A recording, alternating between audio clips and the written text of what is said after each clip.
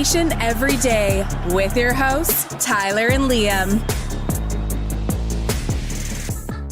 Today's edition of Oilersnation Everyday is brought to you by Bowman & Bowman Law Firm. Have you or someone you know, or you or someone you love been victimized by Calvin Pickard's goaltending this season? Then you may be eligible to take part in their class action lawsuit. To find out more, simply dial 1-800-GOALIE-BAD. 1-800-GOALIE-BAD. Let's get into it with the lead.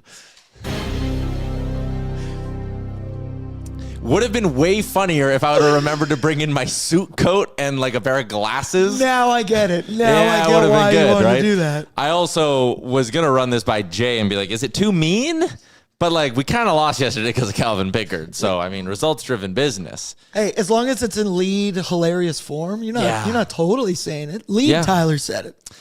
We do start the show with a little bit of breaking news. But first, let me tell you this. We are coming to you live from the Sports Closet studio. You can check them out online at sportscloset.ca. 25th anniversary giveaway. 4 tickets to a game, a $1,000 Sports Closet shopping spree. Simply make a purchase of $100 or more in-store or online, and you could be entered. Things close up on November 30th. Someone in the chat said that phone number is 9 digits, Tyler. I don't care. We are, as always, a presentation of Bet365. Download the app today. Use the promo code NATION, whatever the moment. It's never ordinary at Bet365. Jeff F150 is in the chat. Great name. What's the hockey fans being so negative all the time? If you had to watch that game last night, you might be a little negative. Edmonton Oilers falling to the Columbus Blue Jackets by a score of 5-4. But we will start with a little bit of breaking news. Troy Stecher is on waivers. Ike Howard is being sent down to the Bakersfield Condors. 2 players down means there is room to activate one beautiful boy from long-term injured reserve. Zachary Martin Hyman will make his season debut tomorrow for the Edmonton Oilers. So we had kind of been wondering and speculating what exactly the moves would be. We knew Ike Howard was going down because of the fact he's an ELC and he has bonuses. By sending Ike Howard down, you're actually not sending down his $900,000 cap hit. You're actually freeing up $1.6 million in cap space because those bonuses are factored in a little bit. So Ike Howard going down to Bakersfield does not need waivers. $1.6 million cleared. Troy Stecher goes on waivers. Whether he gets claimed or doesn't get claimed, it does not matter. By tomorrow at noon, the Oilers will have another $787,000 in cap space. 2.3 million means they have enough to activate Zach Hyman from LTIR. So a big boost for the Oil tomorrow against Carolina, as confirmed Zach Hyman season debut and the domino effect roster-wise began about 3 minutes ago with Troy Stecher on waivers, which kills my dream of the Troy Stecher for Brandon Bussey trade. Pour one out for Brandon Bussey, the Oiler who never was. I don't think I've heard dream and Brandon Bussey in the same sentence ever before. So yeah, no, Brandon Bussey himself would be like, "What the hell are you talking about? Me?" Yeah. We'll talk about the game last night. The Oilers have a goaltending problem, if you weren't aware. Was not pretty. What else are we going to do on the show today? It's just me, no Liam, no co-host. So you, the chat, are my co-host. We'll talk about the loss to Columbus. We'll do our preview for the Canes this weekend. We're going to go around the NHL, and I'm going to freestyle off the top of the dome exactly 30 seconds of takes on every NHL team's first month of the season. I'm excited for this. We talked about it Yeah. I don't think I could do 15 on every team in the NHL, so... Freestyle, Tyler, freestyle. Yeah, we'll make it work. So we'll do that. And then at 1 o'clock, one of our colleagues, Caprice St. Pierre, covers the Oilers for Oilersnation.com. May have heard of the website. She works for a bunch of other publications. She's one of the newer writers on the scene, but she is in the room. She is in scrums, grabbing audio. She is a great, great part and a great addition to our team this year at the Nation. Excited for her to make her show debut in Liam's seat. So everyone, give Caprice a warm welcome when she gets here. That's where she'll be. At some point here in the next hour. She's coming by in studio, so very excited to welcome Caprice onto the show later on. Just rounding out the breaking news, David Kampf cleared unconditional waivers. They have terminated his contract. He is now eligible to sign anywhere in the NHL. So a couple of transactions to get out of the way early on today's show. Before I get into the game recap from last night, let's go into the YouTube chat really quick here. Wesley says, do we think Tompkins is ready to be an NHL backup? Oh boy, is my response to that. We'll debate that maybe a little bit. We might have to find out. Well, yeah, I mean, you might. And there's a Calvin Pickard conversation that we're going to have later on the show today. Way too many untouched in front of the net from Sean. Yes, that's a part of it. Again, game recap coming up in a little bit. Stetcher to waivers, yeah, we talked about that. Feel like Pickard is the DR10 of 2025-26. Good guy, loved in the room, but the league has passed him by. And I mean, Derek Ryan could stick around for a little bit because you play him 6 minutes a night. He plays on the penalty kill for 90 seconds, wins you a draw, and it's largely inconsequential. And it kind of takes you 6 to 8 weeks to look at like a whole bunch of results and be like, oh shit, Derek Ryan is not helping us win hockey games right now.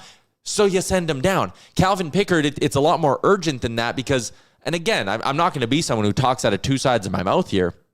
Heading into the year, I kind of said like, you kind of got to run it back with Calvin Pickard because he's passed every test you've put in front of him. Like league average backup goaltending is kind of all we asked for as a collective. He gave you that. Every time you pointed to him in the Stanley Cup playoffs, he performed for you. He borderline saved your season in back-to-back playoff runs, whether it's LA in 2025 or Vancouver in 2024. Like he saved your season twice. You owed him, I think, some amount of loyalty. They love him in the room. I think if you would have dumped him for another scratch ticket and signed Ilya Samsonov to a PTO, I think that might have caused a rift. And I also said, if you were going to do something like that, you absolutely had to be 100% right. Like Pickard was the safe play. It hasn't worked. And now you're at the point where I think if anybody in that room from McDavid on down is going to sit here and be like, oh, we shouldn't have sent down Pickard, you tell them results-driven business. Like you kind of got to shrug at this point. And if you watch that game last night, whether you're on the Oilers or a fan or whatever, I think you kind of go, that's the last straw. At least it's got to be real close to the last straw. And can Stan Bowman make something work? I don't know. I'll go through every team's goalie situation in the next segment, and it'll be our Spotify question for the weekend. Like, who could they realistically get? I don't know. Sean also says the Carolina threesome that's in their crease right now. That might have to be the option. But back to Jeff in an F-150 who commented, like, if this was Calvin Pickard's first start of the year and it was bad, or if Calvin Pickard had a 900 and played the way he did last night, I would agree with you and say, let's not be totally negative about this whole thing, but we have to be realistic about this situation. That could have been Calvin Pickard's last game as an Oiler. He probably deserves to have it be his last game as an Oiler because the number, like, again, if he was 870 or 860, and I know we kicked off this week playing the clip from Woodley where he was like, man, his expected save percentage is like an 864 this year. Like, it's not good. The Oilers have played putrid in front of him, and last night they didn't play well in front of him. But I think they played well enough to win that hockey game, and I think it's pretty clear to point to goaltending and say it's the reason why last night. And if you guys watch this show, and I know the people who don't like this show, who aren't watching right now, who roast me on whatever social media website they roast me on, will sit there and be like, yeah, he's glazing the Oilers goalies again. How are you going to cover up this one? Because I am someone who thinks maybe the goaltending issue's just been a tad overblown. They pay $3.6 million for their two goalies. Like, I'm firmly in the camp of I stick up for the goalies more often than not. And I think it probably says something that I'm at the point I'm at right now. Back to the expected save percentage number, it sucks. The Oilers have played bad in front of Calvin Pickard this year. Woodley said it, expected save percentage was 864 or whatever. Okay, but Calvin Pickard's at an 830. If his expected save percentage was a 900 and he was playing at an 870, we'd have a problem with that. If his expected save percentage was an 880 and he was playing at an 850, we'd have a problem with that. Again, he's getting caved, or they're getting caved when he's in net. Correct. He's also been horrendous, and this is not NHL caliber goaltending that we're getting. And you couldn't have said that a year ago. They were getting NHL caliber goaltending from him a year ago. You could put him in net and go, he will give us a chance to win. He will stop somewhere from 88 to 90% of the shots he faces, and for some reason, the team in front of him always seemed to play well. Well, the what do they call it? The bloom is off the rose here when it comes to how the team plays in front of them. Whatever kind of smelling salts that it gave them, seeing Calvin Pickard on the whiteboard and in the starters crease, leading them out for warm-up, whatever jump that gave them the last year and a half, it is 100% gone now. They play bad in front of him. Before, you could always say they played better in front of him. It was a reason to bring Pickard back. They love the guy. They play hard for him. They aren't playing as well in front of him anymore. He's playing worse than he ever has. He's a 30-some-year-old journeyman goaltender. You move on. You just have to move on. What could you do? I don't know. Breaking Brad says could have easily been 11-4 with all the posts he lucked out on. So I know like Speck and a few other guys were throwing out the quote yesterday that old goalies like to use of like, what? So I'm supposed to stop the ones that weren't going in now too? And I get that. Goalposts are not shots on goal. But let's use our brains and use some context here. He was getting beat, man. He was getting beat clean. This was not pass across the ice, one-timer, bing, hit the post, he got a little lucky. This is like the one went through his legs and hit the post. That's a goal 99% of the time. Like, I don't know. Once again, we love Calvin Pickard. It feels weird online because everybody, before they say, I think we might have to move on from Picks, feels like they have to say, well, I also love Picks and we appreciate everything he did for us. Sure. But we all have eyes as well. Somebody in the chat said, well, Stu has an 889, so that's not acceptable as well. And at least me personally, you've seen the flashes from Stu this season. We've seen him make the timely save, the good one. And while the Oilers aren't playing well in front of Calvin Pickard, which is a stark contrast from last season because we always discussed why the hell does it look like the Oilers try harder in front of Calvin Pickard? That's kind of worn off. Pickard is 100% on the back half of his career. Mm-hmm. The eyes tell you what the eyes tell you. We love Picks. Now, I don't know what the hell you do because Connor Ingram, I don't think is going to be any better than Calvin Pickard. The fact we're even talking Matt Tompkins, a Sherwood Park native, who I love. Shout out, see him at local all the time. I don't know what you do here, but I don't think you can keep banging your head against the wall with Calvin Pickard at this point. And I'm not saying that he won't come back to the Oilers. Maybe at some point. Injuries happen. Yeah.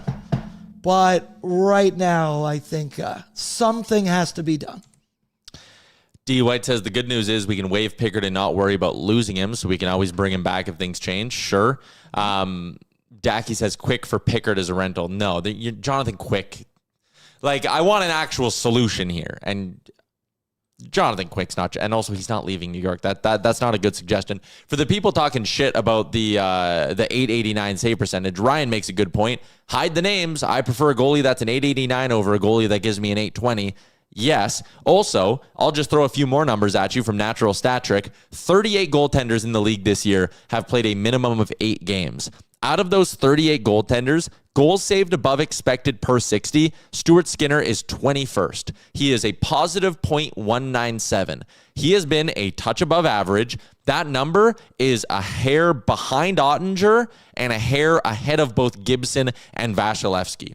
If you want to criticize Skinner, and again, you can say this for Pickard, the Oilers haven't been good enough in front of their goalies this season. That needs to be included in this conversation here. They've hung out their goaltenders to dry. They give up way too many grade A scoring chances. And Skinner's kind of kept his head above water despite all of that. Everyone wants to talk shit about an 889. League average this year, I think, might be down to an 886. If you remove Pickard from that, and that's a bad joke to make it this time. But league average this year is 896. If you factor in quality of chances, save percentage above expected this year amongst those 38 goalies, Stuart Skinner is 20th. His save percentage is .034, I should say, better than expected this year. Skinner's done his job. He hasn't been good, but he's been passable and he's done his job, and you pay him $2.6 million. I don't really want to hear any bitching about Stuart Skinner because he hasn't been a problem, at least this year. And before with Pickard, when people roasted him and said Bowman's got to upgrade him, like, I gave it some amount of time to listen to the arguments, but I kind of sat there and went, he's doing his job. Like, if he keeps doing his job, how hard can you really bitch about him? This year, that's not the case. So, results-driven business. When the results aren't there, I'll change my tune on it. Last year, he was .0055 below his expected save percentage, Calvin Pickard. .0055. Pay a guy $1 million. So he was average as shit for $1 million. That's lovely. Out of the 76 goalies in the NHL last season who played at least 8 games, I don't know why I used 8 games as the number, but he was 58th. Closer to the bottom than the top, but somewhere in that big mush of the middle. Skinner, by the way, was .0006. So a little bit better than Pickard in terms of expected save percentage numbers. I don't know, man. They need a new goalie. And I get everyone's going to point to the Mackenzie Blackwood deal last year and be like, that's the one you missed out on. And maybe this is just because he's in the news, but like the assets they gave up for Blackwood were not, it wasn't crazy, but at the time I was like, eesh, for a goalie like Blackwood who couldn't play a full season to save his life, it felt like. Also, he's injured again right now. If you missed, he's only played 2 games this year for the Avs. I've admitted I'm wrong on the Mackenzie Blackwood thing, but I think the goalie trade the Oilers really missed out on was Scott Wedgwood. The Colorado Avalanche acquired Wedgwood November 30th last year for Justice Annunen and a 6th-round pick. Whatever. Annanen's 25 years old, couldn't find his footing in the NHL. Like, I don't know. That's probably the deal the Oilers missed out on, was going to get a guy like Scott Wedgwood when he was available. Is there a Scott Wedgwood this year that is available? We'll do that later in our Spotify question, but let's go into a game recap for last night. I'm gonna let the goalie stuff rest for a quick second here, and we'll talk a bit more about everything else we saw last night for this Oilers game. Our game recap is brought to you by Greta Arcade Bar Street Food, #1 spot for a whole bunch of reasons. Watching the game, going on a first date, going on a 100th date. I said this to you before. Amber and I are going out for dinner downtown tonight. We got a stack of Greta game cards at the house.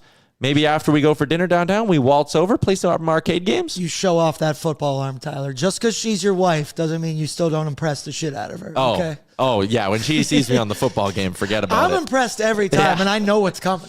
The one in Vancouver, I still dream about that one. That brought it to a whole new level because there's like a timing component to it and stuff. Anyways, I don't need to talk about this. It was a really cool football game. I even mentioned to the Greta Edmonton staff, we gotta step our game up here, and we gotta figure this out. At one point when we were at the one in Vancouver, and again, there's nation citizens everywhere. I just needed a quiet moment. I ordered 2 drinks, and I just brought my 2 drinks into the corner of the football game, and I just sat there by myself for like 20 minutes, just grinding. Steven Glansberg over in the literal corner of the bar. It was great. Anyways, game recap for last night. The Oilers come out of the gates.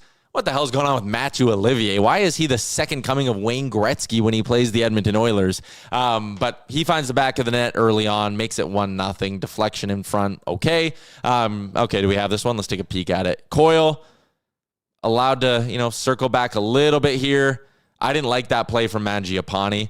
Again, you want to talk about the Oilers not being good in front of Pickard. Like, I'll give that some time last night and every game this year for Pickard. But just run it back to the beginning really quick. This is just what drives me nuts about how soft this team is. Look, watch Mangiapane. This isn't a penalty kill. Why are you not? There's 5 Oilers on the ice, and the deflection's maybe a bit of shit luck. Maybe like your goalie to be in a better position, but like Mangiapane has a chance to go close on this guy and make a hard play, and he plays that like he's doing a scrimmage in practice. Embarrassing effort from him. I thought he was brutal yesterday and absolutely deserved the demotion that he got. Needs to be better. Second period. It's a 1-goal game. 44 seconds in, Charlie Coyle, who would end the night with 3 points in the hockey game. Insanity. Charlie Coyle finds the back of the net. Connor McDavid, of all people, couldn't get the puck out. I will roast a lot of Oilers when they turn over the puck.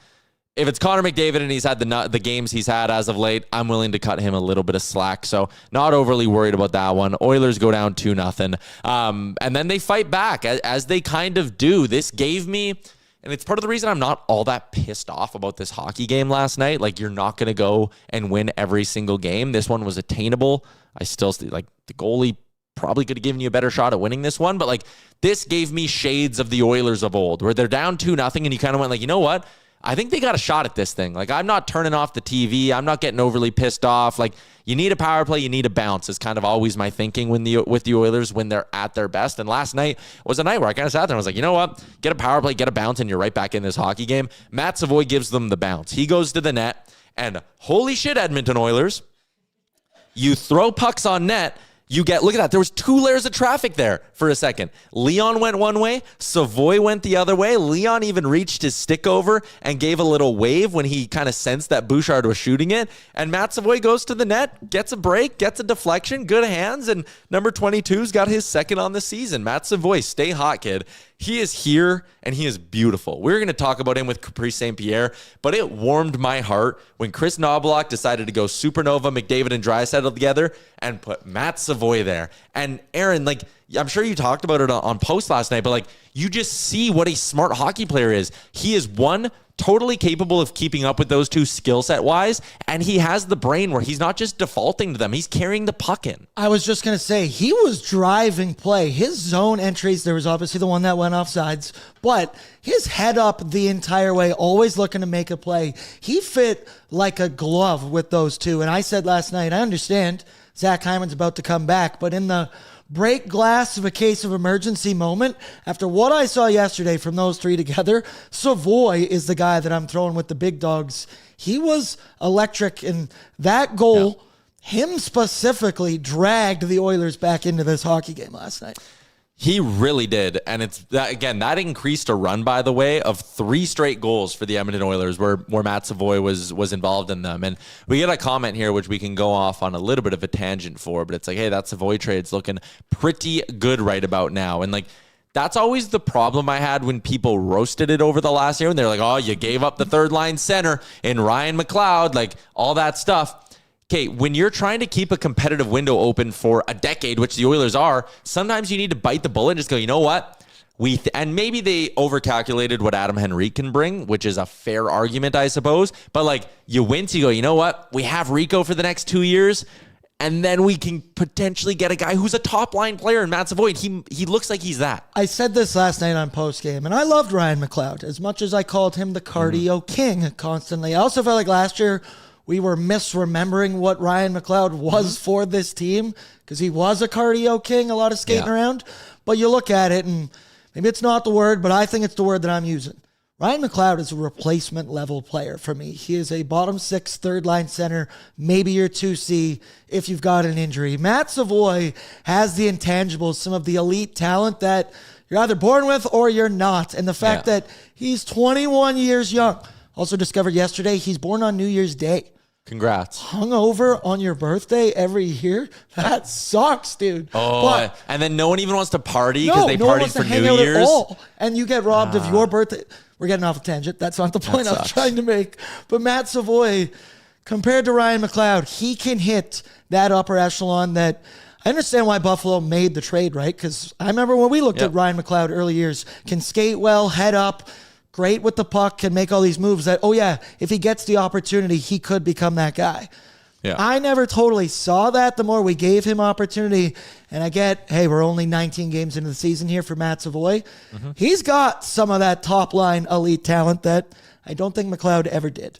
Yeah. Or will. Like Ryan McLeod had a really good season last year. Like he put together 45 even strength points. Like that's an impressive year. And to your point, like he's good. He is a good player. But on the Oilers, he was never going to be anything more than a 3C. And I think on the Oilers, you're looking at a guy who's going to be the 3C who is now making $5 million a year. And it's like, okay, he was being a little blocked in Edmonton, where Savoie fits things a little bit better. And the drop from McLeod to Henrique, like it's there. There's a drop. I'm willing to admit that. You got older, but you also got cheaper and you got upside. Like when people just blindly bitched about losing Ryan McLeod, I was like, no, you need to look at everything else around that deal. I thought it was a great piece of work all along. And the fact that Savoie, that is starting to come into his own here this season is tremendous stuff. And credit to Knobloch for rolling with him yesterday. The Oilers tied up the game 2-2, and then the Blue Jackets took over in the final 10 minutes of the second period. Kind of similar to what they did earlier in the week as well. They really started to pour it on.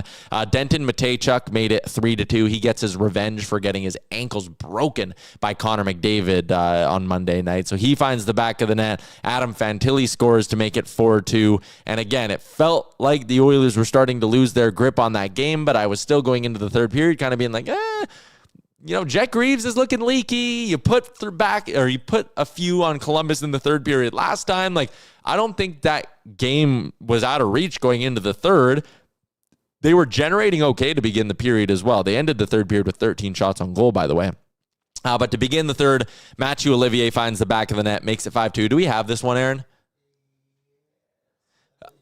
Yeah, again, just one of those goals where you can sit there and maybe like give Calvin Pickard some slack, but when it's the 5th goal on the 24th shot, I don't know. D-zone coverage was weak. It's a chance in front for a guy, but like, I don't know. I just feel like we could have got a save there. That's one where if you're in decent positioning, I know it looks like it goes top corner, but look at where he releases that from, and almost like, a pitcher throwing a curveball in baseball where it's like, hey, that doesn't look like a strike because the catcher pulls it out of the dirt, but, it drops down that much. Like it went through the zone. The angle from behind that I think shows it here, it's a softy, it feels, but also Leon Draisaitl, soft as hell in the middle of the net. Yep. That's fair, but like, yeah, you'll see it here.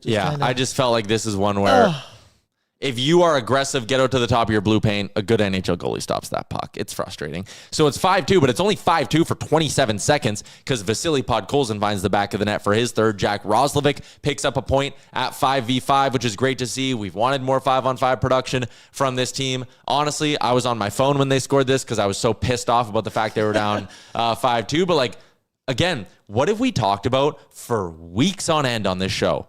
Throw pucks on net, get bounces, good things happen. And it's like tonight or last night, was it Bouchard hammered on net, Savoie goes to the net, back of the net. Podkolzin just spins in the slot innocently enough, throws it on net. You get a bounce. It's in. And it's like, yes, do more of this shit, you guys. I don't know why they can't do more of this stuff on a more regular basis. Like, this isn't a quality scoring chance or anything like that. It's grabbing a loose puck in the slot and blindly heaving it towards where you think the net is, and it goes in. So one thing that I want to point out that I just love about Jack Roslovic, he never looks down. He always has his head up when he has the puck. And here, it's such a headsy stop, assess what's going on, find him, makes it look smooth, casual.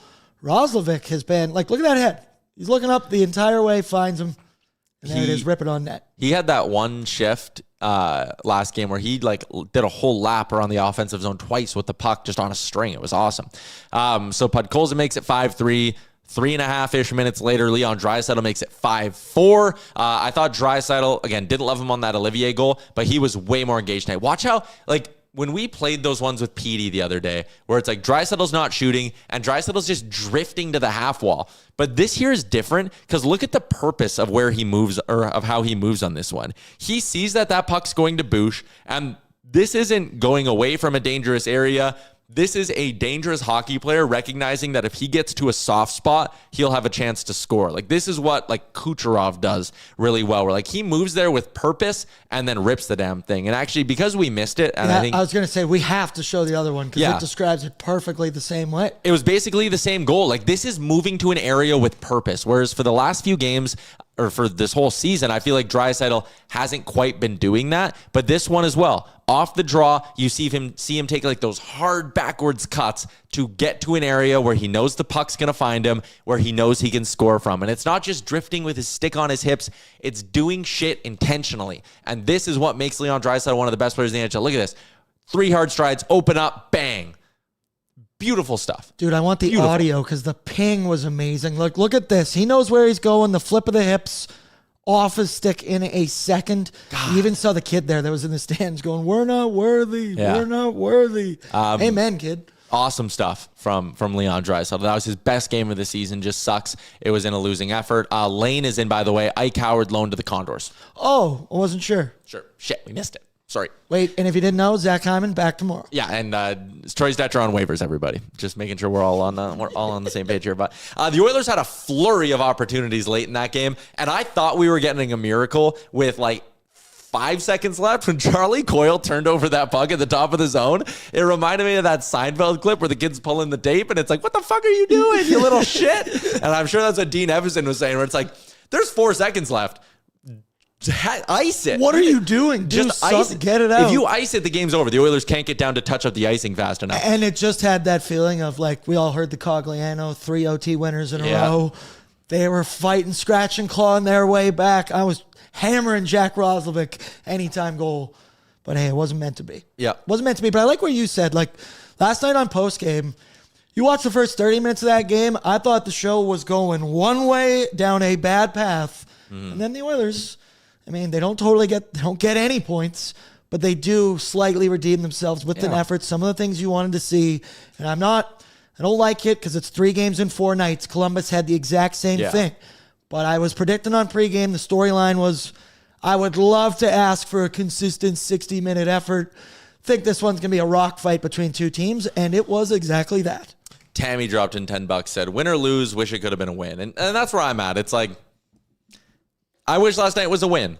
And we talked about this with Petey yesterday. This is a really hard road trip, and we're still early enough in the season where there's really not a lot of easy nights. They beat Philly. They lose the second half of the back-to-back. You got to beat Buffalo, and if you split the tough games, you're going to come out of this road trip 4-3. 4-3 is good for this trip. Very good for this trip. There are no easy nights right now in the NHL. Can they beat Carolina tomorrow? Absolutely. They can beat every team in the NHL when they play well. Last night was a decent enough building block for me. The 5-on-5 play was solid. You just needed a save or two. Will Calvin Pickard get another start? I don't know. I wonder if maybe they don't put him out there against Buffalo on Monday and say, this is your last shot, buddy. If you can't help us beat the Buffalo Sabres, you can't help us win it all. But I also think it's a bit of a coin flip that we see him again. I honestly think they might be not at their wits' end, but I'm going to make a poll. I'm going to make a poll and ask the chat. Sure. Yeah, do it. I like that idea. Let's make a poll. Last night at 5-on-5, the expected goals were 3.14 to 1.66 in favor of the Columbus Blue Jackets, which again says something about how poor the Oilers were. Like the expected goals last night in that game in general, 3.98 to 2.91 at all strengths. Like the Oilers were, and that's a little they were fine last night. They just needed a save. I don't know. Vote in the poll. Do you think it's his last they start? did have 6 shots 30 minutes into the game.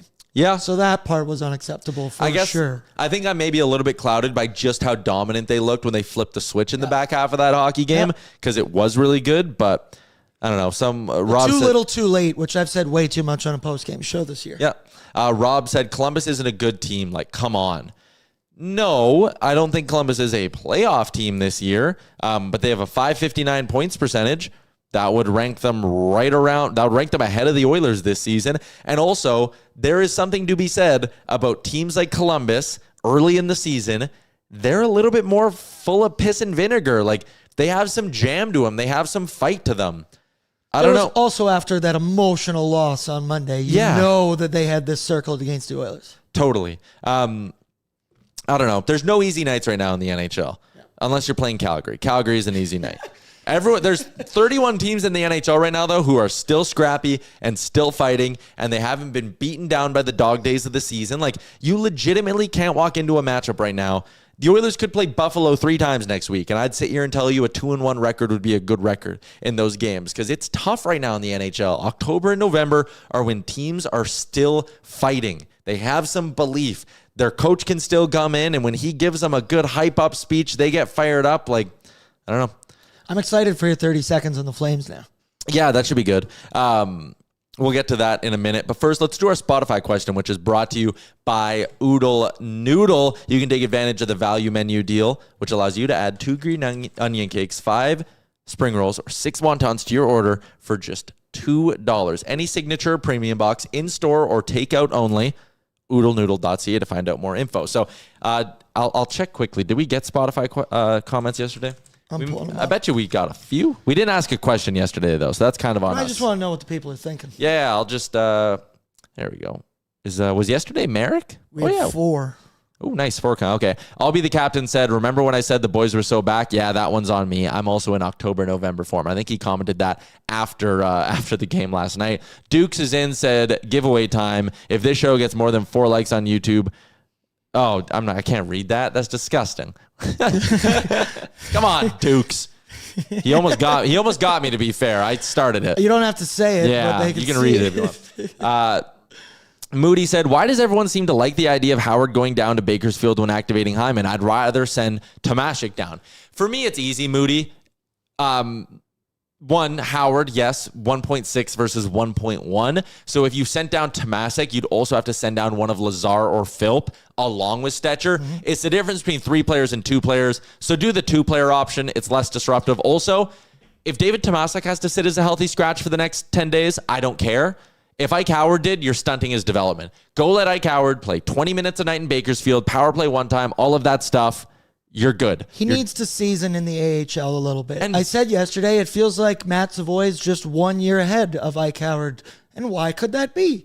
maybe he spent an entire season in the minors figuring out what it's like to play against grown men. Totally. If I were talking to Ike Howard and I'm in that Oilers organization, I would tell him, you're coming back up Jan 14. We're going to give you 2 months. You're going to play a ton. Enjoy Christmas in California. Ooh. You will come back on Jan 14. We're going to give you a good, honest month. And then we'll know what our answer is ahead of the deadline and whether or not you're a solution this year or if we can bank on you for next year. Brad I don't think he's completely out of the picture this season by any means. Not at all. Brad said, just wanted to say, I hope you guys are having a great day. Love the show. Thanks, Brad. Appreciate it. Thanks for tuning in. Everybody on Spotify, you're great. Your Spotify question today and YouTube chat, chime in as well. Who is a goalie the Oilers could realistically acquire in short order to back up Stuart Skinner? If you're one of the 60% of the people in our poll who think this is Calvin Pickard's last game, I want realistic options here.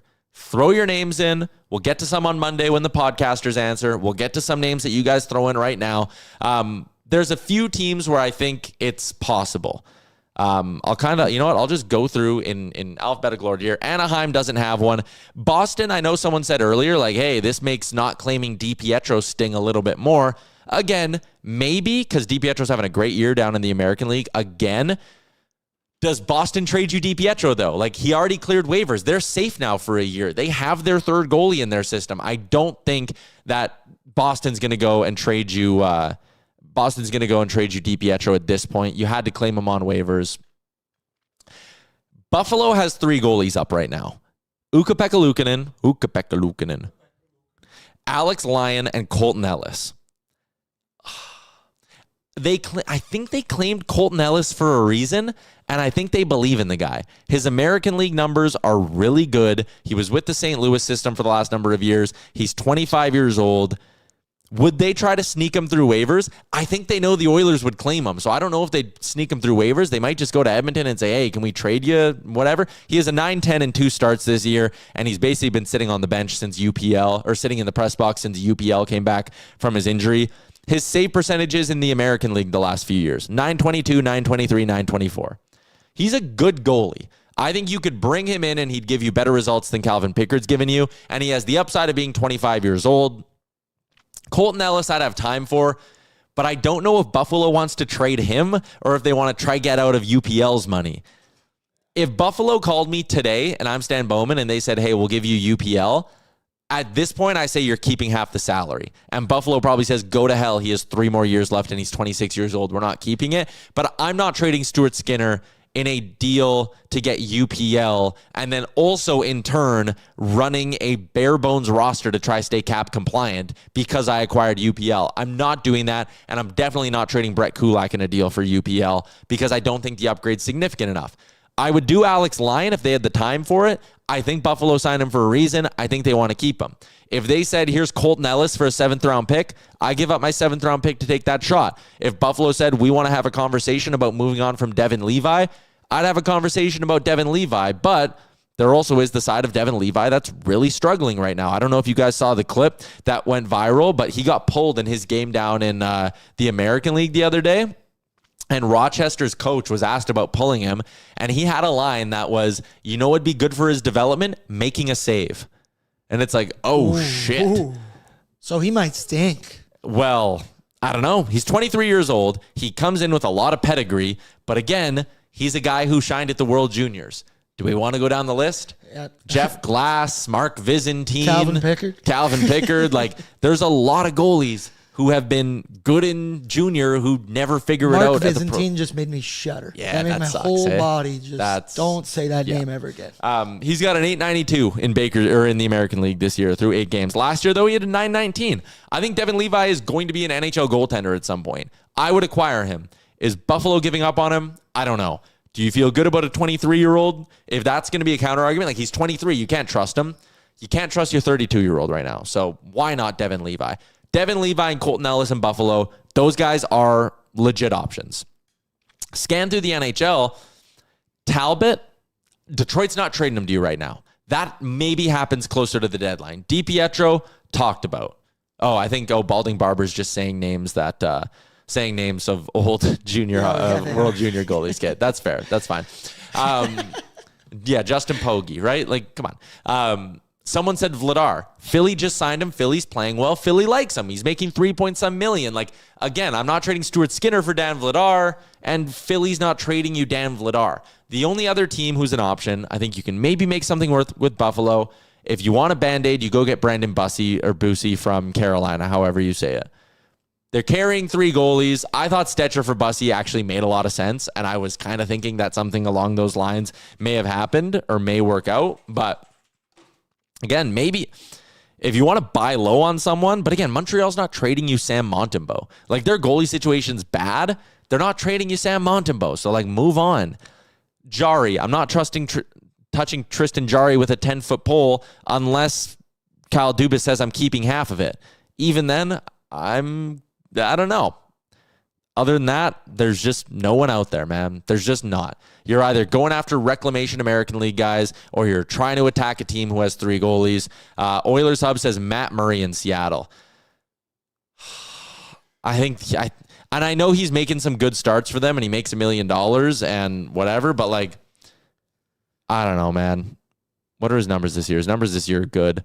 Last year, he was garbage for the Leafs in his 2 starts. A year before that, he wasn't that good. What are his numbers this year? 926, but he's only played 4 games. Yeah. And Decord's hurt for a number of weeks. So they're not going to give you Murray until Decord's back, and then they have to make a decision. They also carried 3 goalies for a month. They might just do it for the whole year. I also think they're waiting for Grubauer to suck, and they're going to put him on waivers and probably just run Decord and Murray. So I get what you're saying, but like, no. I don't think I'm doing Matt Murray. I think I'd go for someone a little bit younger.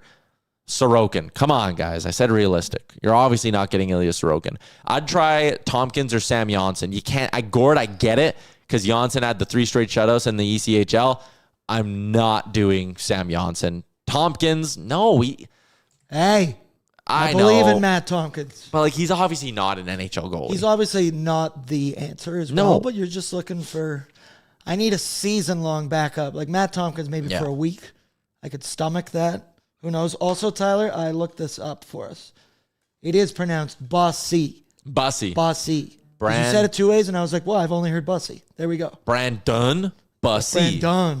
Brandon. There you go. If you're someone who says they got to be patient with Pickard and his 830 whatever save percentage, keep in mind that when the Oilers waived Jack Campbell, he had an 873. They punted on Jack Campbell at an 873. You can punt, and that with millions of dollars still to be paid. They still had to pay him like $20 million on that contract, and they punted on him. Did you mention Arvid Soderblom? I'm not doing Soderblom, man. Again, 2.75. Like, if I'm doing a scratch ticket, they're cheap. Like, Bussy, cheap, done at the end of the season. Levi, cheap, young and upside. Like, there's got to be something more than just like, I don't see upside in Soderblom. And he's $2.75 million for another year. Carolina has Primo too. Not that I would want him, but he's AHL caliber. That's why I think you get Bussy though, because Primo's cleared through waivers. Bussy, they have to put on waivers again. Anyways, we got one thing to do before we get to our guest today, and that is a little around the NHL. Aaron, are we ready? I feel like I got to catch my breath a little bit. Stretch. Have a sip of water. There we go. I think I'm going alphabetical order. 30 seconds on every team in the NHL. Exactly 30 seconds. Because you know what? I also think there's something like, a lot of people who watch this show, I don't know if they watch a whole lot of other NHL games. So it might be good to just kind of catch everybody up on what's... for me, I think I could benefit from this. I think it's good. So I'm going to have my standings open. I'm going to have my Puckpedia page open. Got a drink of water. Got my drink. Oh, maybe a little sip of my Coca-Cola. Yeah, there you go. It's not red wine. No, although it looks like red wine. Yeah, it really does. Give me a hint of that. Little Friday fun day. All right. 30 seconds on every NHL team, starting in alphabetical order with the Anaheim Ducks. 3, 2, 1.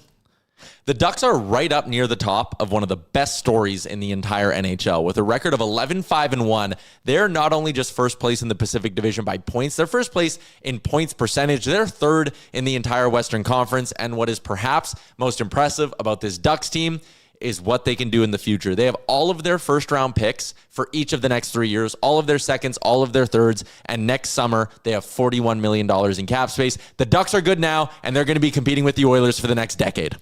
Boom. Bang. 1 for 1. Next up, the Boston Bruins. hit it. I think the Boston Bruins might be one of the more fraudulent teams that are in that mushy mix in the Eastern Conference. Again, every team in the East except Buffalo is a 500 points percentage or better. And right now, Boston's first line center is Marat Kuznetsov. Marat Kuznetsov, saying his name twice almost took up all of my 30 seconds. But the fact he's their top line center, Zaka, Minton, Crowley, they don't have the center depth. They're getting scoring from Arvidsson. They won't. It's unsustainable. They're not going to be a playoff team this year. Boom. 2 for 2. I'll go off you when you start. Okay. Number 3 is the Buffalo Sabres. The Buffalo Sabres lack direction.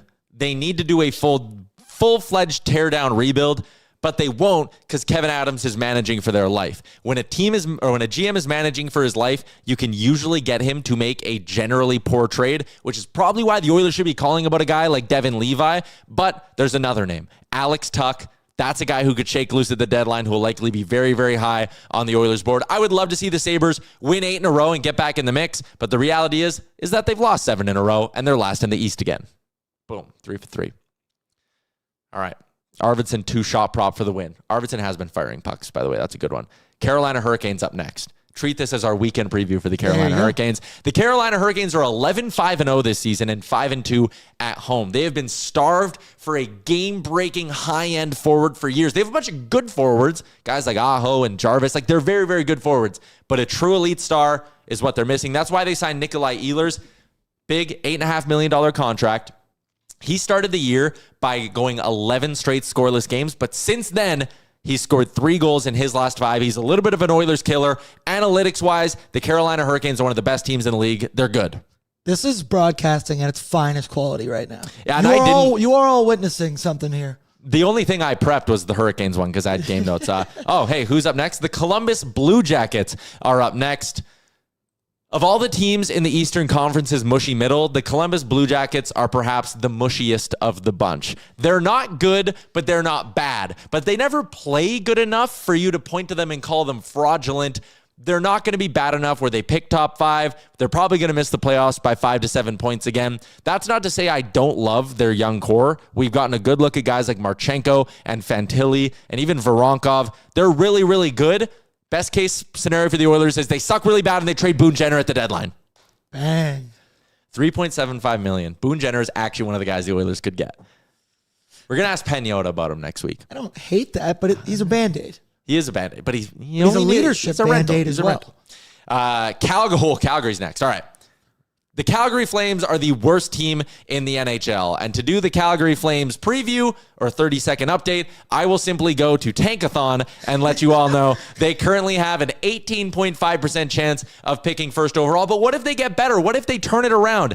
Not only are they the worst team in the NHL, they have a .316 points percentage, and that is 80 points worse than the second worst team in the NHL, the Nashville Predators. They are all sorts of bad. They're playing the shit out of Dustin Wolf for some reason, and they're going to lose the lottery and pick third.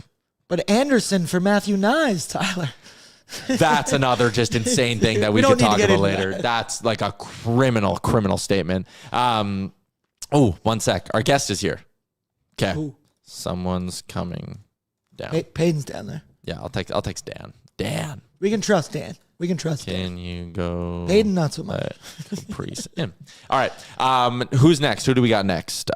Chicago. All right, let's do it. Chicago Blackhawks. They are probably the biggest surprise in the entire NHL this season. Them or the Anaheim Ducks. It's honestly probably a coin flip. And, I mean, Connor Bedard is looking like a legit star. It took him a little bit. I think everyone kind of put McDavid-esque expectations on a guy like Connor Bedard, but he is one of the highest scorers in the NHL this season. He is looking like he's going to be a franchise player. 26 points in 17 games. And not only that, Frank Nazar looks like he's going to be a superstar as well. Oh, and Kyle Davidson locked him up for the next 8 seasons after this one. They got this year and 8 more, $6.5 million. Best contract in the NHL, Frank Nazar. That one was a little bit over, but a little bit over. Colorado Avalanche are next. Ugh. The Colorado Avalanche are looking like a juggernaut, the best team in the NHL. When they play on home ice, it is like they are skating downhill in both directions. Nathan MacKinnon is working his way into the MVP conversation as he does. Their goaltending appears to be solved. Everything is just looking absolutely perfect for the Colorado Avalanche. But we say this every November. Every November, they are number 1 in everybody's power rankings. And every spring, when the snow melts in the Mile High City, they find a way to choke in the Stanley Cup playoffs. So I'm not scared. Bang, right on the nose. The Dallas Stars are next. Western Conference final appearances. Under their new head coach, Glenn Gulletson, they started pretty flat. They were 500 through, I believe, their first 8 games on the season. But now the Dallas Stars are 11-4-3 on the year. They've won 4 in a row. They're 7-1-2 in their last 10. And they are starting to look more and more like the Dallas Stars of old. And one thing that is powering them to be the Dallas Stars of old is that Mikko Rantanen is looking like a legit star once again. No pun intended on that one. But Mikko Rantanen has 25 points in 18 games this year. Also, Wyatt Johnston is a sleeper for Team Canada at the Olympics. That pun was intended. Don't lie to your audience. Little bit. The Detroit Red Wings are next. The Detroit Red Wings are also in the mush of the Eastern Conference with a 10-7 record. Our boy Todd McClellan behind the bench. They spent a lot to go get John Gibson in the offseason, but John Gibson hasn't been that good. So they've had to lean on Cam Talbot this year, but it's working. They're one of those teams that is desperate to make the playoffs, because if they don't this year, it might be the end of the Yzer plan in the Steve Yzerman era in the Motor City. And if he goes, McClellan's probably going to go, and they'll probably have to tear it down and make some hard decisions. But they're going to try their hardest to make the Stanley Cup playoffs. Oh, the door's about to open. Oh, door's about to open. I got it. We're in the Sports Closet studio. Why don't we just shout out Sports Closet one more time? Friends of the Sports Closet. Hello. We love our friends at the Sports Closet. Jerseys, hats, we'll get to you in to the legendary foam finger. That was excellent coverage, Tyler. Thank you. All right, I just got a couple more things to do. I'm doing 30 seconds on every single NHL team. Okay. Who are we on now? We're gonna skip Edmonton. We don't need to do Edmonton. Florida Panthers. Oh. The Florida Panthers are also in the mushy middle of the NHL's Eastern Conference, and while some people might be concerned, you probably shouldn't. They've won more games than they lost, 9-7-1 on the season, and they haven't had Matt Tkachuk, and they don't have Alexander Barkov either. But what does that mean? It means they're probably going to trade for Evgeny Malkin at the trade deadline and do what the fucking Florida Panthers always end up doing. Also, Matt Tkachuk's only a couple weeks away from returning to the lineup, and Brad Marchand is somehow scoring at a better rate than he's ever scored at in his NHL career. They're fine. A hockey player's podcast is the worst idea I've ever heard. Yeah. Who is... whatever. We're past our 30 seconds. The LA Kings are next. The LA Kings spent a shitload of money on a blue line that actually isn't all that good at defending, but that feels like the Ken Holland specialty. They're getting really good production from guys like Fiala and Byfield, and last night they came from behind to beat the Toronto Maple Leafs. Do I think they're anything more than a mediocre team that's probably primed to lose in either the first round if they play the Oilers, or the second round if they avoid the Oilers in the first round and have to play them in the second round? We know what the LA Kings are. They're not getting Vezina caliber goaltending from Darcy Kemper for another season. That's going to cause them to fall off a little bit. They're average. Okay. Next up on the list, Warren Fogle scored last night, by the way. The Minnesota Wild. The easiest pun to make is, of course, calling them the Minnesota Mild. They're 7-7-4 this year, and the loser points are masking what is a painfully average team. They paid Kirill Kaprizov all that money because they were scared that Kirill Kaprizov's going to leave them. It's a little bit like just proposing to a girl because she gives you the ultimatum. You don't really love her, but you got to keep her around. You might not do better than Kirill Kaprizov. Tyler. Exactly. They didn't want to be without a star, so they paid Kaprizov a bunch of money. They have some good young players. Philip Gustafson's struggling. They probably regret signing him to that contract. They're very average. They will miss the playoffs.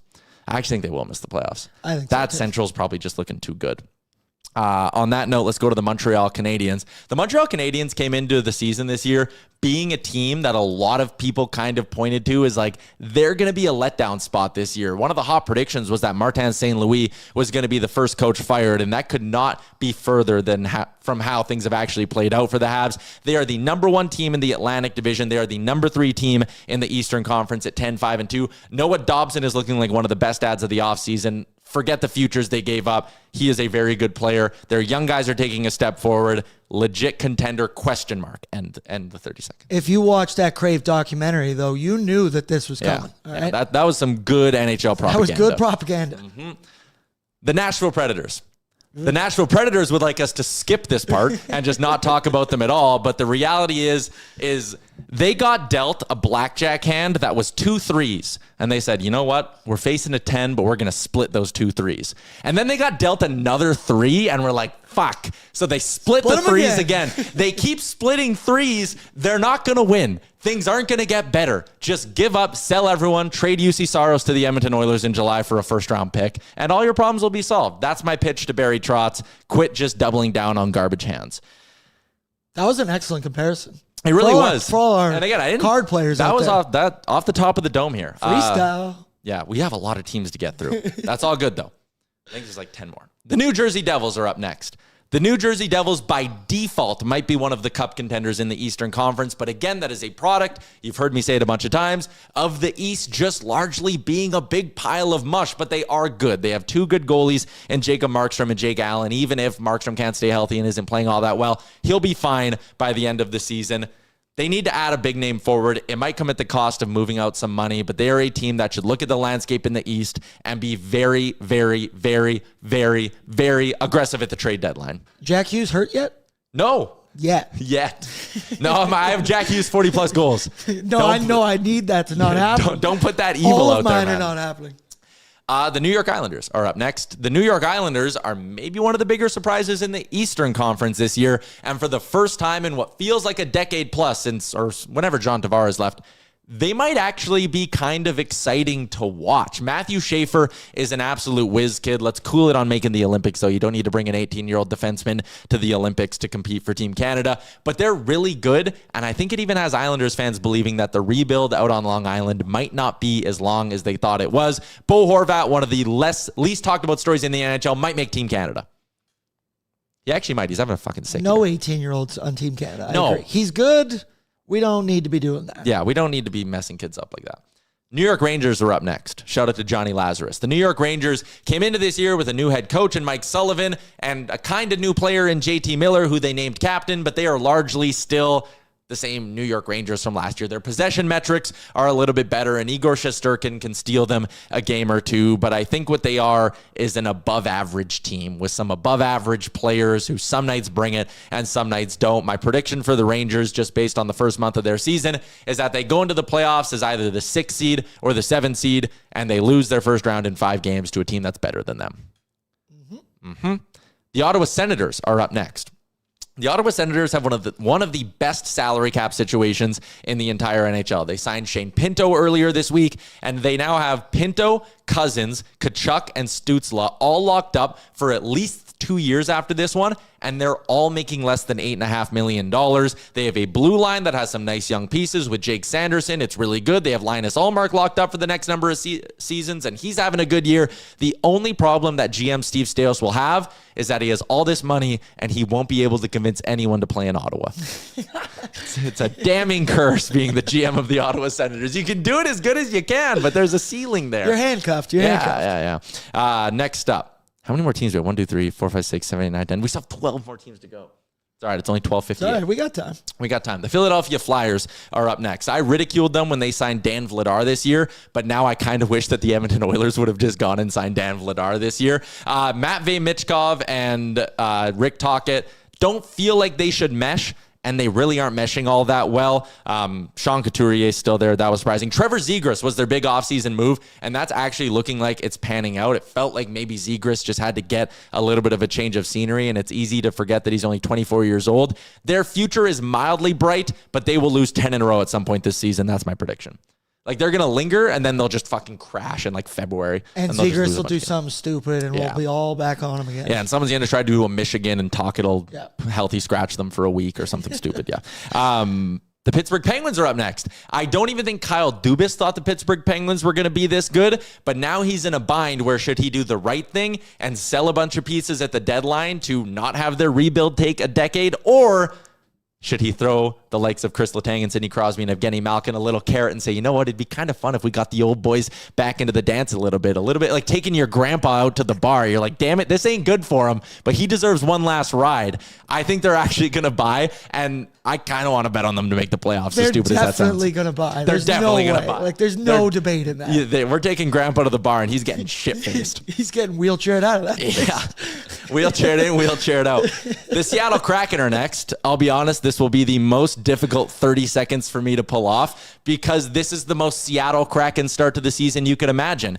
They're in a playoff spot. They have a 618 points percentage, but they've still found a way to lose more games than they've won so far this season. They're another team that I am pointing at, similar to the Philadelphia Flyers, and going, it's cute, and you're pretending like you're this scrappy underdog, and you're winning a few games, but at some point this season, the Seattle Kraken will lose 8 to 10 games in a row, and they will crater out of the playoff spot that they are in. It will not go well at some point for Seattle. Sick jerseys, though. Yeah, the jerseys are cool. That's sure. San Jose Sharks.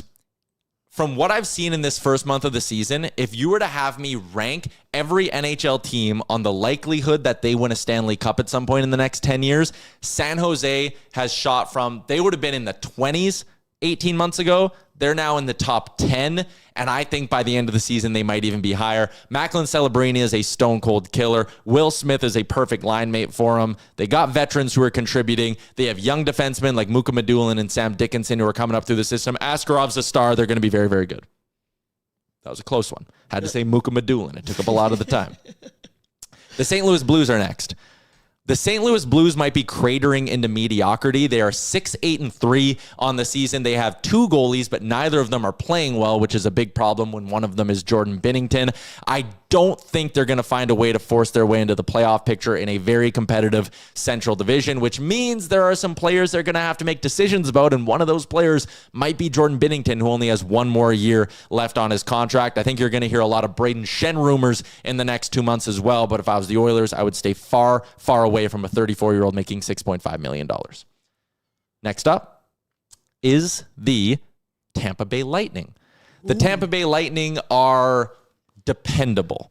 They might not always be playing at their best. They started the year very, very poorly. And there were stupid people who were like, ooh, are they going to fire John Cooper like months after they signed him to an extension? They were never going to do that. They're always a team who's going to just figure it out enough to get into the playoffs. 8-6-2 on the year, but 7-3 in their last 10. They're actually playing some pretty decent hockey. If Andrei Vasilevsky can go on a 2-month run of looking like peak Andrei Vasilevsky, because he's looking bad right now, they'll contend for the top of the division. Because, again, Montreal might sputter, Ottawa, Boston, The Toronto. Lightning are going to be just fine. Yeah, that division honestly kind of sucks. Next after Tampa Bay is Toronto. Ooh. The Toronto Maple Leafs are a sneaky, sneaky good pick to be the first team to fire their head coach this season. I think Craig Berube has them awfully uninspired, and they traded away Mitch Marner under the guise of we're going to be better come playoff time, but what the Toronto Maple Leafs forgot is you have to make the playoffs to be good come playoff time. If you lose a 100-point guy, you can't just trade for Matias Maccelli and think that all your problems are solved. Austin Matthews can't stay healthy. Anthony Stolarz can't stay healthy. Chris Tanev can't stay healthy. And the Toronto Maple Leafs can't win. It's bad in Toronto. TLN After Dark already putting Berube on the hot seat and talking about firing Hilarious. him. It was music to my ears. Like, it was just awesome to watch. The Utah Hockey Club are up next. The Mammoth now. Whoa. The Utah Mammoth, where everyone's sexy pick to make the playoffs last year, and they missed the playoffs last year. And this year, they were everyone's sexy pick to make the playoffs, and they actually might make the playoffs. They have a young core and a cap situation that is probably just as good, if not better, than the one I raved about in Ottawa. They have Keller and Gunther and Peterka, and keep going down the list. Logan Cooley signed a long-term extension. Sergachev has signed long-term. They have kids coming up. They have oodles of draft picks and cap space, and Bill Armstrong will make another big trade by this time next year. Utah, good. Couple more teams left. Nick Schmaltz, brother. Nick Schmaltz. I know, sneaky season here. Every game, just cash register signs going off in his agent's head because he's a UFA at the end of the year. We have 4 more teams to get through. The Vancouver Canucks had the worst offseason of any team in the NHL. They took on Evander Kane's cap hit for no reason, and then traded away Dakota Joshua, who's cheaper and probably more effective than Evander Kane, and then sat there and didn't have enough money for Pius Suter, so they had to come into the year with a center depth chart that was worse than the one I talked about earlier in Boston, where they have Marat Kuznetsov as their number 1 center. So now they're running center depth that is Lucas Reichel, Atu Ratu, and Max Sasson. Nowhere near a playoff team. They need to pray they're a lottery team this year. We knew Filipino was injury prone. Took about a month. Feel bad for the guy, but we saw that come. The only thing Canucks fans should be happy about is that they didn't do something dumb and trade their first round pick this year. Because if they would have traded their first round pick this year, it would have been really, really ugly.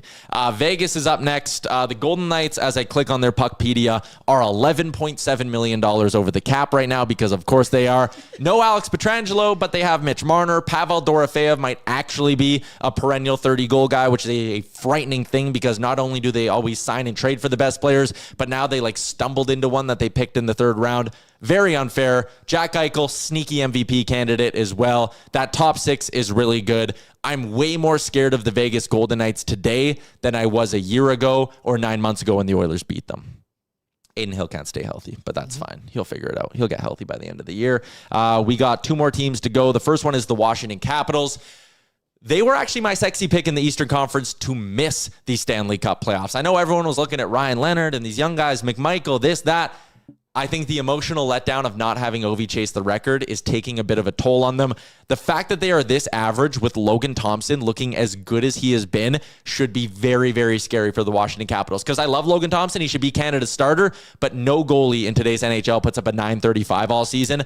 So my fear is that Logan Thompson falls off a little and the Capitals fall off a lot. They're currently second last in the Eastern Conference. Last team we got is the Winnipeg Jets. The Winnipeg Jets signed Jonathan Toews over the offseason and really didn't do all that much else. As is the case with Winnipeg year after year after year, they will go as far as Connor Hellebuck carries them. They have a blue line that is perfectly adequate. They have a forward group that is perfectly adequate, and they have a goalie who is out of this world. If the goalie who is out of this world finds a way to be out of this world come crunch time, come the Stanley Cup playoffs, then they're going to go on a run this year. If Connor Hellebuck falters, they're losing in the first round, maybe to someone like Utah. And there you go. 30 seconds on every NHL team. It's the first time. Thank you. Clap it up, dude. That was fantastic stuff. The first time I ever did it. Last time I'll ever do it. That was a lot. That was a lot. People, you got a one-of-one performance right there, folks. And thankfully, we have a guest joining us. Let's go to the Star Mechanical guest line. It's Edmonton's #1 plumbing and heating company. From residential to commercial to 24/7 emergency service. If you need it, they got it. #1 in Edmonton for a reason, and they've been here in the Edmonton area for north of 20 years. As we welcome in an in-person appearance from Caprice St. Pierre, one of our new writers at Oilersnation.com. Let's start with that. Welcome to Oilers Nation. Your coverage has been awesome. You're in the room. You're grabbing quotes. What's the first month of the season been like for you? It's been a little interesting, to be honest. The Oilers, they've been something so far, but it's been good. Oilers on the ice? Yeah. Oh, okay. That's the political answer. That's a good choice for you. But you were in the room, obviously, last year. Yeah. Who were you writing for last year? I was brought in by the Canadian press at the trade deadline last year. Okay. When did you start in media? The trade deadline last year? I volunteered with the Gateway, which is the University of Alberta student newspaper, to cover the Golden Bears in October. And then because of Noah Phillip and Chris Knobloch, there was some alumni interview opportunities, and I got to know some of the media guys with the Oilers who helped me get brought on with the CP. So what's your schooling? I'm in my second year at U of A right now. I'm in study. You're still going to school? Yeah. We're learning more about our coworkers every minute. So you're still going to school, but you're covering the Oilers for the Hockey News, the Canadian Press, and Oilers Nation. Yes. That's pretty impressive. That's pretty impressive. That's really good. That's more impressive than doing 30 seconds on every NHL team off the top of your head. Which, by the way, thank you to Mistaken Mexican in the YouTube chat who dropped in a $31 donation as well in our super chat. Also, all three of us are Golden Bears. We like to cover the Golden Bears. I was going to say, so you have, like I do, because I do play-by-play for the Golden Bears, you have a similar soft spot for Noah Phil. Oh, 1,000%. He's had an interesting season this year. He's been a little up and down, but what frustrates me about the usage of a guy like Noah Phil is that I get frustrated when they don't let him play through some shit. It feels like they're very quick to peel back his minutes, very quick to put him in the press box. And a guy like that, I know he's 26, 27 years old, I wish they'd give him a bit more leash sometimes. I can understand why Chris is hesitant to let Noah play through any strugglings that the Oilers might be having, or they're quick to send him down. I really do. They've got a lot of great guys, but he can be effective. And yes. I wish they would just let him stick it out for a little bit, let him prove himself for a little bit longer. And I think this year they might. Have you lived in Edmonton your whole life? No, my parents are military, so okay. I'm from Wainwright, Alberta, which is a couple hours from here. Makes sense. Have you been an Oilers? Were you an Oilers fan growing up? No, not really. Oh, no, not really. Okay. Well, I was going to say, if you're someone who was an Oilers fan for a long time, you've known that every single trade deadline for the last 6 or 7 years, we've pointed to we need a right shot centerman to play in the bottom six. And that's, again, it goes back to the Phil thing where it's like, we have one at home. We have one sitting right here. And the fact they just don't use them all that much, that is the frustrating part for me. Edmonton, I mean, I just did my 30 seconds on every NHL team. The Oilers, if I would have done it on them, I think a large part of it would have been, hey, it's the classic Oilers. This is what they do. They're 8-7-4 to begin the season, 8-11 straight up. If you count OT losses just as losses, it's not been good enough. If I were to bring you back time machine to October 1st and say, Caprice, this is how the first month of the Oilers season is going to play out, what would surprise you the most about this? Honestly, not much. I think the Oilers so far have just been disappointingly unsurprising. I think a bad start to the season, expected. Some struggles defensively. I think we all knew it was going to happen. They're playing a little soft, but they kind of were in playoffs too. So maybe the only thing that surprised me is Connor McDavid not scoring more goals early on. Especially because he came out and said, I want to score more goals. And that's something, like, we did our Draisaitl talk yesterday, and we played a montage of him being disappointing. It was very upsetting. But, like, he came out in training camp and was like, I want to be in the Selke conversation. So when you hear Draisaitl going, I want to be in the Selke conversation, and McDavid goes, I like scoring goals, I want to start shooting the puck more, and you get a month into the season and neither one of them are doing either thing, that's, as much as you hate to be pointing fingers at those two because they're the reason the team wins on most nights, it is a little frustrating when we're this early in the season and they've gone back on their word already. I mean, if you look at their last few games, you could say, okay, maybe McDavid's living up to, I want to go back to my 2023 season. I want to score that many goals, and I get it. But not doing it early on when you said you were going to be doing it early on is pretty weird. Exactly. One of the pieces that has been a good surprise for a lot of people, not for me, I've been a Matt Savoie truther from day one. Good local boy, St. Albert product. He's looked great. And a week ago, I would have been mad at Chris Knobloch for not giving him more opportunities. But last night we saw Knobloch shortens up the bench. He goes Connor and Leon as a duo. And Matt Savoie's riding shotgun. He's got 3 points in 2 games now. Like, early in the season, I always saw the building blocks of Matt Savoie. He's a wicked smart hockey player. But to see it all, it's starting to click a little bit for him now. Like, these last couple games have had a different vibe for Savoie. Oh, 1,000%. And I think we knew it was coming, too. Yeah. Like, he spends last year in Bakersfield. He does really well. He develops a little bit. But it's still a big jump. Like, he's still 21 years old. He's only 5'10". He needs a little bit of time to get used to playing in the NHL. And he had it. And now he's doing great. And he deserves those top-line minutes. Yeah. And, again, I hope they stick with it here because, obviously, the news of the day, Troy Stetcher's on waivers. Ike Howard goes down, which is the right call for Ike Howard's development. 1,000%. And I know you're in the scrums, obviously, with Knobloch, so you hear about this a little bit. I never get the sense that they're disappointed at all in what Ike Howard's given them. I just think they've recognized now that, like, he needs 20 minutes a night and puck touches. 1,000%. He hasn't been doing anything wrong. Knobloch doesn't think he's doing anything wrong. No one on the team thinks that Isaac Howard is doing anything wrong. But like I said, Matt Savoie had that year, and it helped a lot. He was not ready for the NHL last year, and Isaac Howard needs a couple months to play 20 minutes a night, be on the power play one, and then just score goals every week. Like, that's what he needs. And I do think, like, we all know what his vibe is personality-wise, but as a player, too, one, I think he struggled a little bit with not getting used to not being the best player in the sport, right? Like in college, he was the best player in college hockey last year. When he wanted to rip down through the neutral zone on the half wall, cut in, fire a wrist shot, he scored a lot of goals. And this year, he's learning that when you try to do that on a 29-year-old defenseman who's played 500 NHL games, it's just not going to work out all that often. But I think if he goes down to Bakersfield, he'll learn a little bit more of what he can and can't get away with. And then if he gains some confidence, like him going down right now, I don't think is closing the door on him coming back later. No, he should come back in January. But if you had sent him down in January, you couldn't have framed it as development. If you send him down in January, it's a demotion and he knows it. Mm-hmm. So you're going to wreck his confidence if you do it later. You have to do it now. That's actually, and that's a good point too.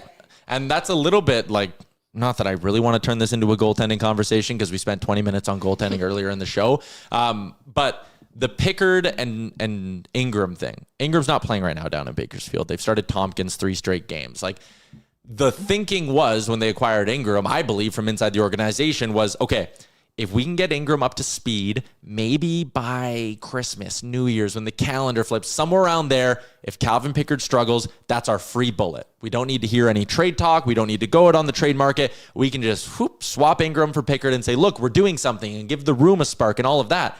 The fact that Pickard has been as poor as he has been through a month now, and Ingram isn't ready yet, he very clearly isn't ready yet, what do you do? If I could find a replacement today, I would. But there's nothing that any teams want that the Oilers are willing to give at the moment. Like, if you mentioned Quick with New York Rangers. If you want to get him now, you're going to have to give them Jake Wallman. And the Oilers aren't prepared to give up Jake Wallman, nor should they. So I think you're just going to have to float it out this year. Yeah. You're going to have to ride it out with Skinner and Pickard this year. And if you make some smart moves with your unrestricted free agents in the offseason, you could find a decent goaltender. But maybe not, and maybe that's okay. So you're not in the Brandon Bussey camp like I am. No. Our first fight. I like Bussey. $775K. I've been a Pickard defender for a really long time. I'm at my wit's end with it. Like, last night was bad. 7 goalposts. I know you can't yell about goalpost, and the goalies in the chat and the goalie union would be like, it's a goalpost. It didn't go in, but he got beat 7 times. And the one that went through his legs last night that he kicked off the goalpost, and it's just those are clean beats. That's not all right, I hit a goalpost, whatever. He was in good position. They beat him clean 7 more times last night. I don't know. They need to do something. I agree. There's not an easy ad out there right now. Because you're right. If you want to go get Saros, you need to sacrifice money. And there's no money to sacrifice. Stan Bowman is in a really, really tough spot with their cap picture. We'll see what he can end up doing. What do you want to see from them in the rest of this road trip then? If we want to move into a little bit of a weekend preview, a little bit of a preview of the next 10 days, you kind of can look at this as there are 4 tough games and there's 1 easy game. So what do you want? I think Carolina, hold on tight. That's going to be a rough ride, and they should be prepared for it. But Buffalo is must win. They have, especially because you have got Matt Savoie, who's playing hot like he is, and he's going to be playing Ryan McLeod. You have to prove that the Oilers got the better end of this trade deal. And then Washington Capitals is winnable. They can do that, but they need to take those next 3 games and figure things out, because it's only getting way worse after that. You know what makes me nervous about that Buffalo game, though? What? They're going to give Calvin Pickard 1 more start. They definitely are. Well, because back-to-back, too, I think. Buffalo's the first of 3, but coming into the road trip, they went Skinner, Philly, Pickard, Carolina. It was pretty easy. Oh, it's on the screen here. It's very easy to see, you go Skinner Saturday, tough game. It's missing Sunday on this. That's right. You go Pickard again on Buffalo, Skinner against Washington. God damn, throwing Pickard to the Wolves against Tampa Bay scares me so much, man. And then, Florida, you go Stu against Florida. But I think they were kind of going to go with the plan of alternating everything. Yeah, it's not a back-to-back because it's missing Sunday. Yeah. But I think they're going to go Pickard just for the sake of not wanting to run Skinner into the ground right now. And I think they have to. They have to go Pickard. And they kind of got to give him a little bit of a redemption game. And are you really going to do that against the Capitals? Probably not. No. But, Carolina, not going to be fun. But Buffalo is 1,000% must win. People are going to kind of jump down their throats and be like, you made a mistake not claiming, and, we'll go through the Nico Dawes and the Mikey DiPietros of the world. But I still, and again, you're in the room, you know how much they love Calvin Pickard. Oh, he's a room guy. They will throw a fit if Calvin Pickard goes. They love him so much. So I agree that it would have been bad if they would have, if on October 8th, they waived Calvin Pickard for Mikey DiPietro, it would have been bad in the room. Oh, no. He's just Stuart Skinner, I think. They love Stu, but you can get away with it. Calvin Pickard, he's older too. He gives, the guys just love him. There's a respect factor there with Pickard, yeah. Exactly. But now I'm getting... But maybe they'd understand. I think when it's at this point, I think guys in the room, it's probably, it would... I'm saying this they're going to do it or whatever, but it is a tough day in the room. It's probably an emotional day in the room. But then I think if you can bring in another goalie who gives you 900 hockey for a month, as unfortunate this is to Cal, I think the hard feelings go away pretty quick if the new guy comes in and plays well. Especially, and it matters on the exit too. If Calvin Pickard, everyone handles it gracefully, he goes back down to Bakersfield, or maybe this is it, I don't know. But if it's all handled very well, I think the hurt feelings go away maybe the next day, and they just get back to work. Hey, dude, they love Tyson Barrie too. They got over that real fast. Yeah. Shout out to Chili Ones and our boy Tyson Barrie. Yeah, that's fair. I had something else popping in my head, but I totally forgot. Westside Shane, he can't stop a puck. Goodbye forever. There's a part of me too. I see this because I'm a big baseball guy. I see this in baseball a lot, where, a pitcher's really struggling and they kind of pull him aside and go, hey, your arm hurts. And he's like, no, my arm's fine. And they're like, your arm hurts. And I wonder with Pickard, again, just from a personal perspective, coming up on Christmas, he's an older guy. Like, do you maybe go to him and be like, Calvin, your knee hurts? And if he's like, no, my knee's fine, you're like, Bakersfield? And he goes, yeah, you're right. Ouch. I think once they do that, that's it. There's no more pretending. There's no more Stan Bowman and Chris Knobloch saying we have confidence in our goaltenders. Everything's fine. We don't need to worry. As soon as that happens, they're on the clock, and they know they have to find a new goaltender, and everyone knows. Yeah, I think that's fair. It'll be interesting. What did you make of But like the 9-1 game was, horrendous. You were in the building for that one, I presume. What did you make of the Knobloch pause though?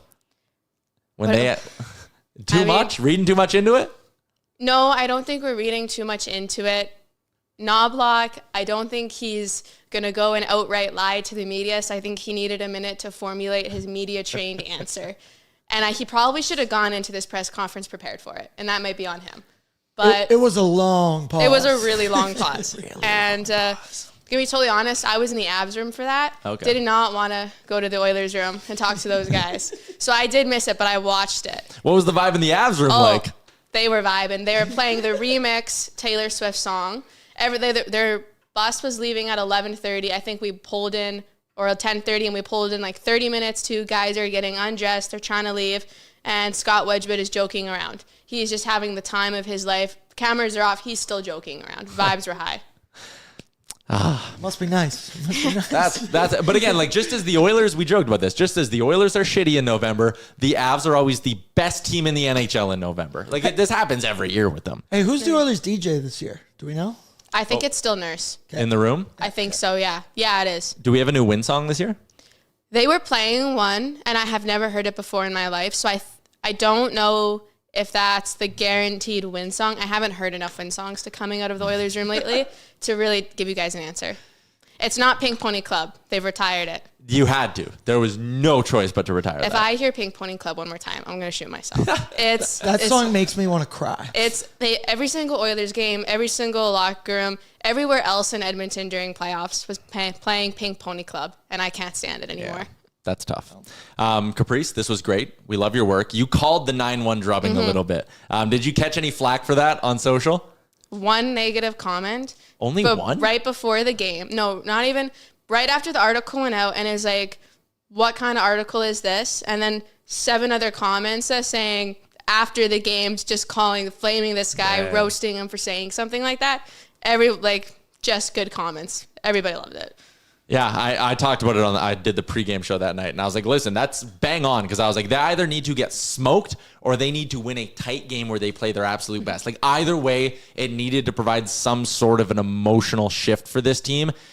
They haven't played amazing in the 3 games since, but these last 3 games have at least been better. Yes. And when they lost 9-1, like I was talking with Jay on Real Life the other day, and he was like, that was rock bottom. And I was like, yeah, but in the moment, you're hoping it's rock bottom. Like the Oilers had to make that rock bottom, because if it got worse after that, holy shit. But I will say credit to the Oilers for they came out against Columbus that first night, showed some fight. Like they did show that they're a group who can kind of build off of that, and they weren't going to let it sink them per se. Well, like Knobloch said, Connor wasn't going to let them lose. And I think you go into the third period and he scores 2 goals, and you can see that he wasn't going to let them lose. I'd like to see more of the Oilers having that same mentality that we can't lose this game. And then I think you go to Philadelphia and it was Draisaitl picking up that mantle. But I'd like to see it a little bit more from everybody that we can't lose like that again. The Canada ad is in, says Ty's used to 48 people calling him an idiot on every tweet. Yes. I was going to say that too. Must be why nice are time, you getting man. let off the hook? Jeez. Lance Kane is in the YouTube chat, says, what are her socials? At Caprice_STP. Actually, you know what? I'll just throw the link in here, and you can all go give Caprice a follow. Doing excellent work for us this year at Oilers Nation. Appreciate you giving us some time and popping on. Thank you. Just give us a couple seconds here. We got 2 minutes to wrap up the show. Aaron, we got to quickly for our friend. We got to do our bets. We got to do our bets. For Bet365, download the app today. Use the promo code NATION. Whatever the moment, it's never ordinary at Bet365. Our boy Lehman gave us his pick for the NFL parlay. He wants Miami -2.5. Aaron, did you pick yours yet? It's kind of gross that he wants Miami 2.5. Oh, that's the Spain game. Ugh. I'm not betting on that. I'm not maybe the under. I'm not waking up at 7 a.m. to watch that game. I'm going to go with, I've been thinking about this for 90 minutes now. Okay. San Francisco 49ers -3 against the Arizona Cardinals. Good answer, No Steve. Kyler Murray. Brock Purdy's back. Don't overthink it. Don't overthink it. I'm in on that. I'm going to go, we discussed this earlier. I'm going to lock in Packers -7. That was going to be my other pick, so I'm stoked you did that. Okay, our NFL parlays this year, despite the fact we're 2-8, we're up 3.3 units, and this one is a plus 581 parlay on Bet365. Tomorrow night, the Edmonton Oilers taking on the Carolina Hurricanes. The Hurricanes playing the second of back-to-backs. Remember, Louis said he's watching Jake tonight. They take on the Canucks. Edmonton's plus 100 dogs tomorrow against the Canes. Probably for a reason. Saturday night, couple beers in you. Oh, yeah, pre-gaming down at Dog Patch. Come on down. Me and Bert going to be down there having a great time. Check the socials as well because we posted next week's schedule as well. And I told you, meatball sub last night at Dog Patch. I love a good meatball sub. Dude, when you see this thing, it's like Probably the only beautiful. meatball subs I've ever eaten are from like Quiznos and Subway. That's legitimate food down there at Dog Patch. I can't wait to eat it. I won't eat at Quiznos anymore because back when I worked at the mall, I went and got a chicken sub from there and they put tuna in it instead. Took one bite, threw it out, said I'm never eating at Quiznos again. Ugh. Everyone has one of those. Anyways, Oilers, Dogs tomorrow against the Canes. Pre and post game show going to get rolling at 4 o'clock live from Dog Patch. New episode of Oilers Nation Radio with myself, Rick, Dan, BM. That one will drop at probably about 4 o'clock today, then tomorrow on the Oilers Nation YouTube. So giddy up, everybody. Have yourselves a great Friday with no hockey. Have yourselves a great Saturday with hockey. And we'll see you right back here Monday, game day edition of the show. Liam will be back. Maybe we'll have Sean DePaz from What Chaos. I will text him. That'd be electric. We need him. We need him for that. Enjoy your weekend, everybody. Oil up. What's up, Nation citizens? If you enjoyed today's episode of Oilers Nation Everyday, make sure you hit the subscribe button here on our YouTube to not miss any of our content. We got you covered from interviews, insight, analysis, everything you need to stay up to date on everything around the team. Hit that subscribe button so you don't miss a video.